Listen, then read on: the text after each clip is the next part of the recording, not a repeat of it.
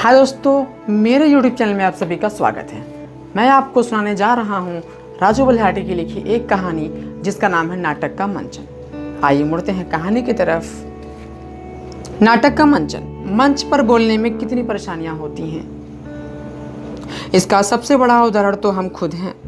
मुझे पूरी तरह याद आ रहा है, चौथी कक्षा में था। 26 जनवरी के अवसर पर गांव में गौतम बुद्ध व उंगली माल डाकू नाटक का मंचन हो रहा था। प्राइमरी पाठशाला कड़ छपरा के हेडमास्टर के नाटक के प्रतिभागियों के रूप में मनोज, राकेश, राजू, भुवर, मोहन और संटू और हरिनारायण आदि का चुनाव किया गया, जिसमें राकेश गौतम बुद्ध का किरदार निभा रहा था। सारे बच्चों ने अपनी अपनी भूमिका को जीवंत बनाने के लिए एड़ी चोटी का जोर लगा दिया। सब एक दूसरे को समझा रहे थे, निर्देश दे रहे थे, क्योंकि उत्तर प्रदेश के अंतिम छोर पर बलिया जिले का सबसे बड़ा गांव, जहां कई और गांव के बच्चे भी पढ़ने आते थे। साथ ही गणतंत्र दिवस के अवसर पर आसपास के गांव के लोग भी आमंत्रित किए जाते थे। वो आए और नाटक मंचन को बेहतर तरीके से प्रोत्साहित करें, हमारे बच्चों को आगे बढ़ाएं। साथ ही गणतंत्र दिवस के अवसर पर आसपास गांव के लोगों को आमंत्रित भी किया जाता था। अब बच्चों के सामने गांव की इज्जत फंसी हुई थी। उनको लगता था हमारे नाटक का मंचन ठीक से हो जाए तो आसपास के गांव में भी इनकी खूब चर्चा होगी। इनकी तैयारियों के बीच में हेडमास्टर साहब भी आकर खूब निर्देश दिया करते थे। तिरंगे को लेकर बच्चे शान से सीना फुलाए जोर जोर से प्रभात फेरी में नारा लगा रहे थे, भारत माता की जय, गांधी जी की जय। बीच में भुवर मोहन से कहता है, कौन सी मिठाई मिलेगी आज? मोहन ने कहा, बतासा और टिकड़ी होगी, इससे ज्यादा और क्या होगा? ज्यादा होगा तो लड्डू बढ़ जाएंगे। बस इतना ही। बच्चे जोर जोर से चिल्लाते हुए प्रभात के फेरी के बाद प्राइमरी पाठशाला के प्रांगण में दाखिल हुए। ध्वजारोहण की तैयारी पूरी हो चुकी थी। जिन बच्चों ने नाटक व सांस्कृतिक कार्यक्रम में भाग लिया था, ध्वजारोहण के बाद तैयार होने चले गए। इसके बाद एक शिक्षक के संबोधन के बाद एक गीत प्रस्तुत किया गया। 5वीं कक्षा की छात्रा सविता कुमारी ने किया। मंच को छोटे छोटे बच्चों ने बहुत ही मेहनत से सजाया था। जैसे ही उद्घोष ने घोषणा की, अब चौथी कक्षा के बच्चे गौतम बुद्ध व उंगली माल डाकू नाटक का मंचन करेंगे। पूरा विद्यालय तालियों की गड़गड़ाहट से गूंज उठा। पर्दा उठता है, ध्यानमग्न गौतम बुद्ध तपस्या मुद्रा में थे। राकेश इस भूमिका में जच रहा था। उसके सामने से उंगली माल डाकू के भेष में मनोज जंगल में विचरण कर रहा था। इतना अच्छे सबने वेशभूषा धारण किया था कि पूरी दर्शक दीर्घा इन बच्चों की तरफ एक टक देख रही थी। अब बारी थी संवाद अदायगी की। गौतम बुद्ध के चेहरे से पसीना टपक रहा था, एक बोल न निकल सका। इसके बाद बारी आती उंगली माल की। उसके दोनों पैर कंपन कर रहे थे, दोनों पैर कांपने लगे। सब अपने अपने हिस्से का संवाद भूल गए। हेडमास्टर साहब ने बहुत कोशिश की स्थिति को संभालने की, पर न कर सके। उनमें से कोई अपने हिस्से का संवाद अदा नहीं कर पाया। इससे अध्यापक को बड़ी तकलीफ हुई। उनमें से कोई अपने हिस्से का संवाद अदा नहीं कर पाया। पूरा विद्यालय हंसी के ठहाके से गूंजने लगा। लोग ताली बजा रहे थे और प्राइमरी पाठशाला के हेडमास्टर व शिक्षक अपने पैर से मिट्टी खोद रहे थे। तभी हेडमास्टर साहब बिजली की गति से आगे बढ़ते हैं और उन बच्चों को पीटने लगे, और बच्चे भी मंच से कूदकर इधर उधर भागने लगे। हमने पूरी तरह उपनिवेश शिक्षा व्यवस्था को अपना रखा है। अंग्रेज कहीं से हैं, नहीं चाहते थे कि कोई नेता निकले और उनकी हो जड़ें डालें, जड़ों को खोद डालें, जो उनके शासन व्यवस्था को भारतीय उपमहाद्वीप में मजबूत करने में सहायक हो सके। उन्हीं की दी हुई शिक्षा पद्धति को हम लोग ढो रहे हैं। 90 के दशक के बाद धीरे धीरे विद्यालयों में छात्र प्रतिज्ञा, प्रश्नोत्तरी, कविता पाठ आदि के माध्यम से बच्चों में मंच का भय निकालने की कोशिश शुरू हुई। इसके बाद हमारे समय में तो शिक्षक गलत या सही जो पढ़ा दे उसे पत्थर की लकीर मान लेते थे। शिक्षक से सवाल पूछना मतलब जबान लड़ाना था। यह अनुशासनहीनता की श्रेणी में आता था। शिक्षक पूरी तरह से मन में कोई सवाल आता तो डर के मारे उसे शिक्षक के सामने रखा नहीं जा सकता था।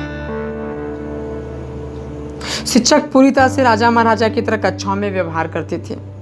बच्चों के मन में अगर कोई सवाल आ जाए तो भी वह पूछ नहीं सकते थे। कारण यह भी था कि शिक्षक भी तैयारी के साथ नहीं आया करते थे। उनको मालूम था बच्चों को कैसे दबाना है। वो जानते थे कि बच्चों को मुझे कैसे मैनेज करना है। हमारे चाचा शत्रुघ्न सिन्हा बताते थे जिस शिक्षक को कुछ नहीं आता वो बच्चों में ज्यादा भय पैदा करके रखते हैं ताकि कोई उनका भेद ना खोल दे। घरों में भी बच्चों को बड़ों के सामने बोलने की इजाजत नहीं थी। जैसे बच्चा कोई सवाल अपने माँ बाप या किसी बड़े से पूछता, लोग कहना शुरू कर देते थे, बच्चा हाथ से निकल गया है, किसी की इज्जत नहीं करता, सभी बुरा मानते थे। आप सब खुद सोच लें, जब इतनी बंदिशें थी बच्चों के ऊपर तो भला वह अपनी बातों को कैसे विश्वास के साथ किसी समूह के सामने व्यक्त कर पाएगा। हमें अपने घरों में, खास तौर पर देहात क्षेत्र में अपने बच्चों की भावनाओं को दबाना नहीं चाहिए, बल्कि उनको अपनी बातों को रखने का पूरा मौका देना चाहिए ताकि वो अपने दिल की बातों को सही ढंग से रख सके। शहरी क्षेत्रों में तो आज बच्चों से बहुत सारी पाठ्य सहगामी क्रियाएं कराई जाती हैं जो बच्चों के मन में मंच का भय निकालने में सफल हो रही हैं। हम करीब 10 वर्षों तक पूर्वोत्तर भारत में काम किए, जहां के बच्चों का मंच संचालन देखकर दिल खुश हो जाता था। इसके बाद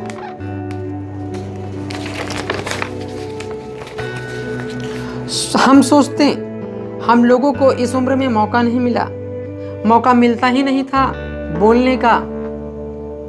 पूर्वोत्तर भारत में बचपन से ही नृत्य कला, नाटक मंचन आदि के अवसर मिलते रहते हैं। असम में बिहू के समय सभी बच्चों को अपने अपने भाग का सांस्कृतिक कार्यक्रम प्रस्तुत करना होता है।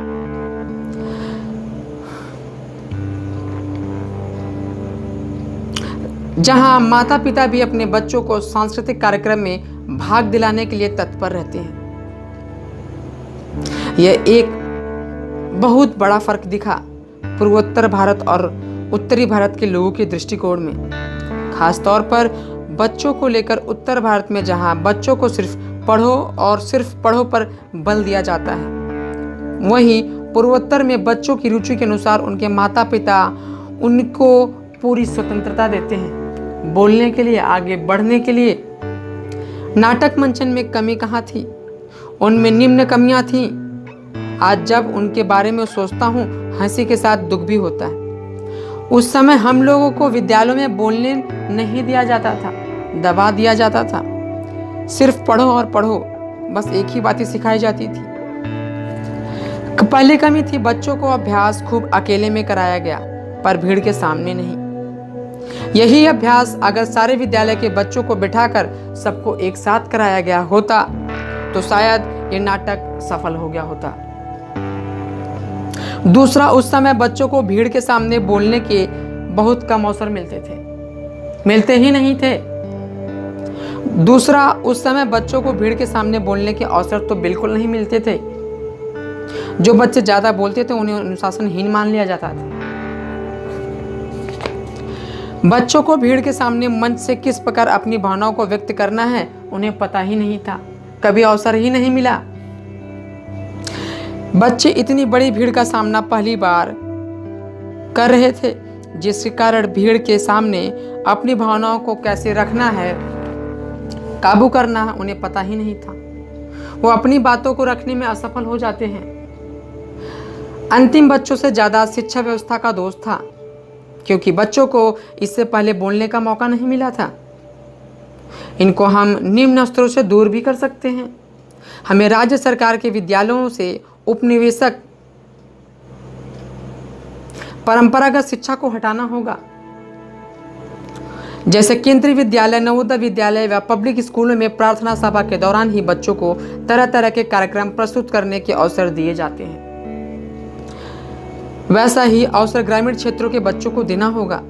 बच्चा गलत बोल रहा है या सही, इसकी जांच करनी पड़ेगी। उसे सही बोलने के लिए प्रोत्साहित करना पड़ेगा और यही सही उससे बोलने के लिए प्रोत्साहित करना होगा। गलती करते करते ही एक बच्चा ठीक से बोलना सीख जाएगा। समय समय पर सेमिनार, वाद विवाद तथा विद्यालयों में सांस्कृतिक कार्यक्रमों का आयोजन किया जाना चाहिए। शिक्षकों को बच्चों को बोलने के लिए प्रेरित करना चाहिए।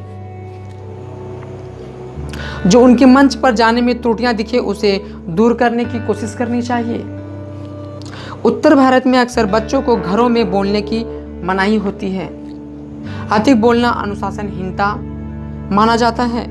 बच्चों को अपनी बातों को रखने में बहुत वक्त लग जाता है। वो अपनी बातों को किसी के सामने रख नहीं पाते हैं। पूरी आज़ादी मिलनी चाहिए उनको बोलने के लिए, ताकि उनके व्यक्तित्व का विकास बालपन से हो सके।